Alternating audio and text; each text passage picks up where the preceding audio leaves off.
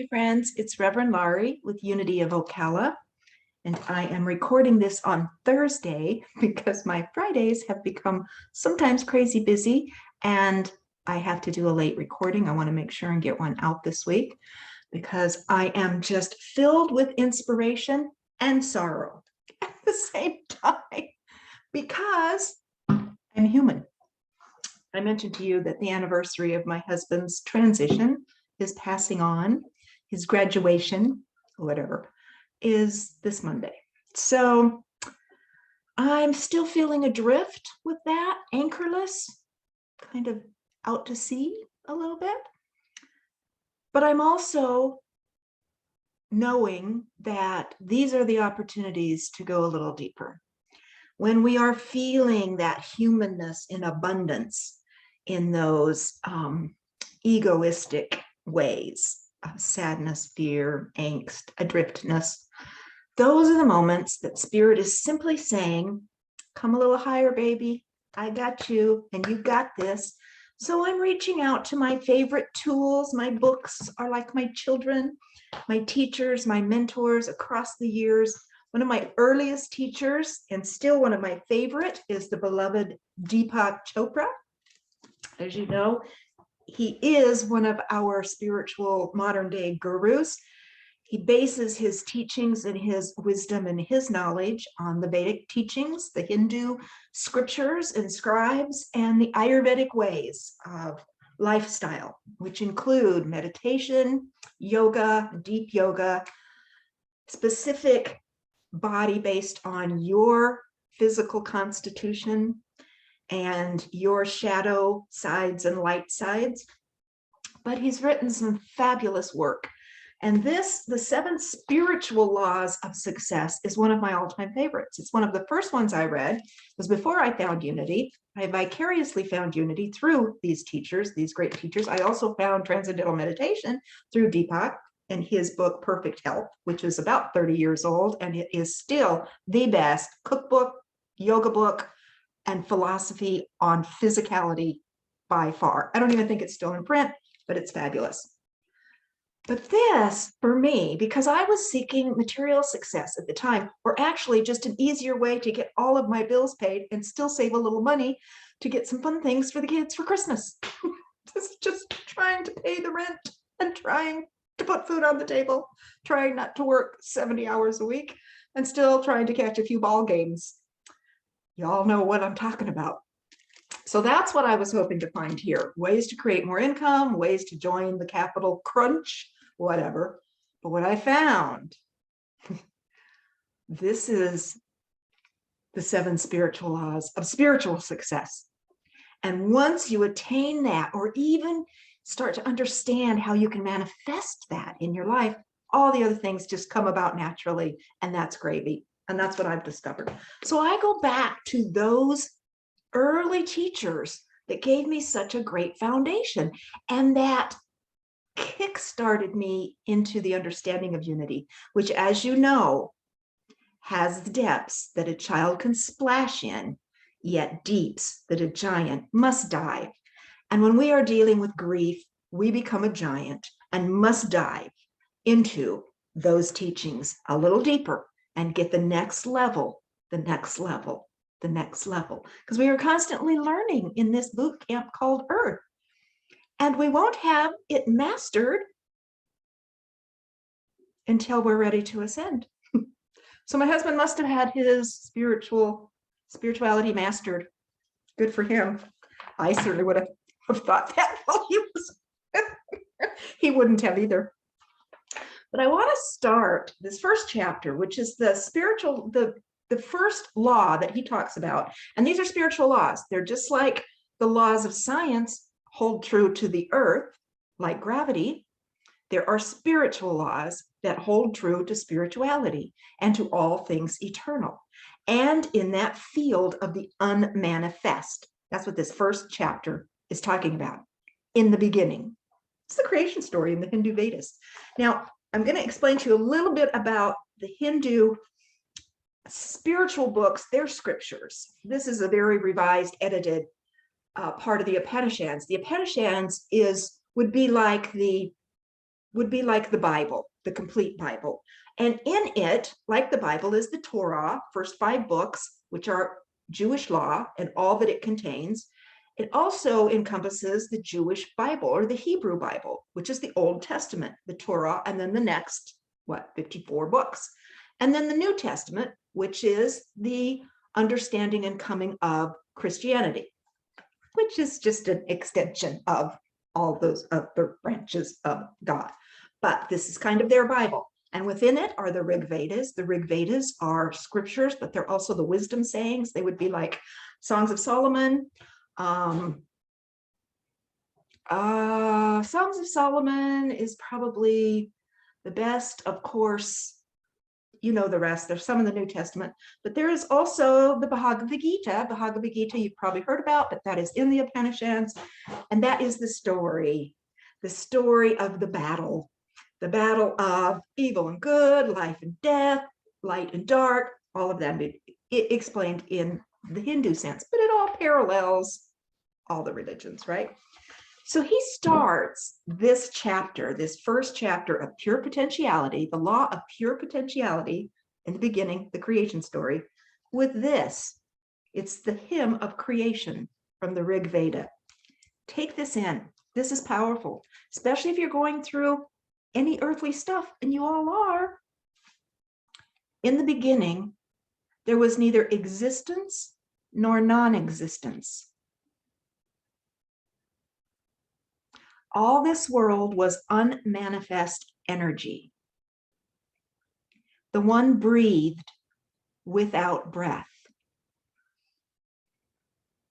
By its own power, nothing else was here. That's a year study. That's a year study. And this next stage of our continuing education during our Wednesday discussions, we're going to be talking about these spiritual laws of success. I'm just going to read you part of this first paragraph that he talks about, because it's packed with spiritual truth that is taught in all spiritual teachings, all the mystic realms of each religion, including Sufism, unity, science of mind, the Hindu Vedas, Jainism, sainthood, all of those, and Kabbalism, all of those mystical branches of all the great religions. The first spiritual law of success is the law of pure potentiality. This law is based on the fact that we are, in our essential state, pure consciousness. Under this earth suit of skeleton and flesh is pure consciousness. Everything surrounding it is brought on through it and because of it. It is the field of all possibilities and infinite creativity. It is the field of God energy, the field of all creation where all is happening, where all that ever was is, that is now, and that will ever be is. It is the field of pure potentiality. Pure consciousness is our spiritual essence. Being infinite and unbounded, it is also pure joy. There are no restrictions. There are no ego qualities of fear, sadness, loneliness, anger, rage, limitedness, boundaries, anger, worry, trouble, weight, gravity, existence in this realm. Pure joy. You can think of your loved ones that have passed as being in that field right now of infinite possibilities. Do you think maybe they have the choice to stay in that joy or to maybe reincarnate into some other form, something else? I don't know. It's endless possibilities. Other attributes of consciousness are pure knowledge. This is what's streaming around us and in us constantly. Pure knowledge, infinite silence, perfect balance, invincibility, simplicity, and bliss. That's all passing through you right now. It's in me. It's in me. It's all in me. This is our essential nature. Our essential nature is one of pure potentiality. Just grasping that for a moment, that you hold in with you those qualities of God, those qualities of pure potentiality. Everything is possible. Everything is possible. It is only our humanness and our human mind that limits the idea and the knowledge of this. Your true self, which is your spirit, your soul, is completely free of all earthly things within this frame and in that field. It is immune to criticism. It is unfearful of any challenge, and it feels beneath no one.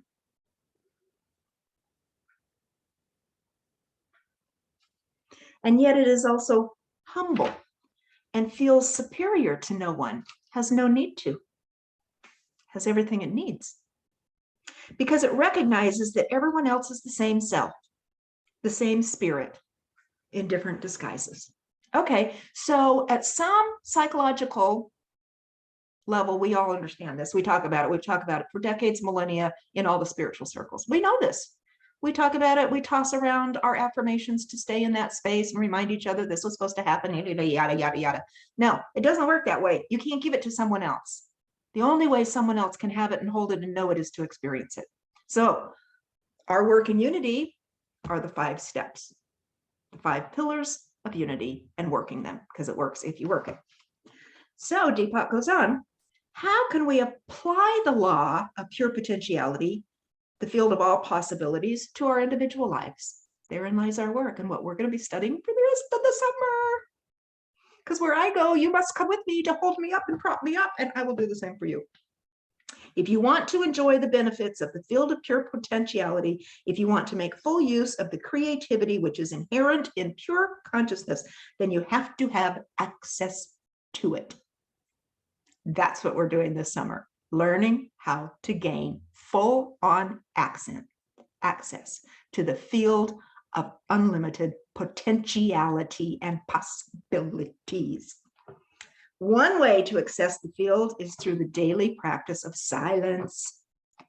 It's hard to do in a busy world where we're bombarded with information 24/7. Because of these little things, I've become a slave to mine, because not this one, my other one would not hold a charge. It got down to 17 bars, 17%. I took it to the store. I had tried many different chargers, and they told me, oh yeah, this model's out of date. You got to get a new phone. Well, because it couldn't be charged at their place either, because the battery's almost completely dead, never to be alive again, never to be resuscitated, I lost a lot of information. I keep calendars in here. I keep contacts in here. I keep messages to myself and notes to myself. Well, just think about all the information, pictures. Yeah, I'm starting all over. I know there was a reason for that. I don't want to hear from your point of view what that is, because I already know why I had to do it. I'm rebuilding my life, so naturally I'm rebuilding my, yeah. Spending time practicing silence. And I love that he says practicing silence, because it is a practice. Just becoming still with yourself and recognizing how many thoughts are going off in your mind, like little bullets, like a machine gun, thoughts. Becoming silent. We're going to be doing that on Wednesdays and Sundays. Extended periods of silence. Don't want to scare you off, but we all need it. Meditation. And here's a big one, non-judgment, even of yourself, non-judgment. Spending time in nature will also give you access to the qualities inherent in the field. Being in nature will give you access to the qualities inherent in the field. Nature's a part of the field of infinite possibilities. Look at it. My sweet potatoes came back this year, and I don't know if it's continued revenge against the banana trees. And these are not annuals that pop up every year. So I either did not get all of my sweet potatoes up last year, or I've got a whole new strain of sweet potato that is going to take over the world. I don't know. It's the field of endless possibilities in my backyard. I'm just watching it and loving it. in the field of infinite creativity, freedom, and bliss. That is where we are going to play the rest of the summer, in the field of all possibilities. And to lead us into that field and that practice, I want to read from the Upanishads. It is a prayer to Brahma, to God, to the infinite field of possibilities, called Aitareya. Aitareya. May my speech be one with my mind, and may my mind be one with my speech. O thou self-luminous Brahman, remove the veil of ignorance from before me, that I may behold your light. Do thou reveal to me the spirit of the scriptures. May the truth of the scriptures be ever present to me. May I seek day and night to realize what I learn from the sages. May I speak the truth of Brahman. May I speak the truth. May it protect me. May it protect me, my teacher, and may it protect my teacher. Om, peace, peace, peace. Om, peace, peace, peace. God loves you. I love you. I will see you on Sunday. Have a wonderful end of week. Bye-bye.